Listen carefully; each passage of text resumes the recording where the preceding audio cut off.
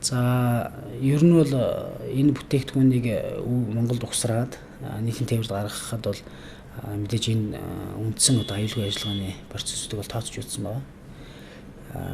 За ингээд үндэсний автоэрийн үндэсний төвд бол хандаж онцлогоонд оруулаад одоо Монгол улсад мөрдөгч байгаа стандартын дагуу тээврийн хэрэгслийн одоо үндсэн онцлогоог хийлгүүлээд ингээд шаардлага хангаж байгаа гэж үзсэн учраас яасан бэ гэхээр нийт тээврийн хэрэгслийн гэрчлэгээ улсын дугаарыг бол олгосон байна.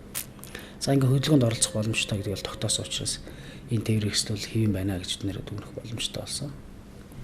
Нөгөөтгөр Монгол Улсын стандарт хэмжил зүйн төвөөс бол аль биесний албан бичгийг үлднэр лавлж авсан байгаа. За энэ ямар утгатай вэ гэхээр энэ нь Монголд ийм стандарт байна уу? Автобус үйлдвэрлэлийн процесс явдаг юм уу? За энэ хэрэг явдаг бол энэ яаж ажиллаж байна те? Хэвэн байна уугүй юу гэдгийг л авсан. За стандарт хэмжил зүйн үндэсний төвөөс бол энэ нь бол хэвэн байна. Монгол Улсад бол G800 гэдэг бол автобусыг бол үйлдвэрлэдэг ийм стандарттай. За энэ стандартанд дагуу үйлдвэрлэгдсэн байна гэж бол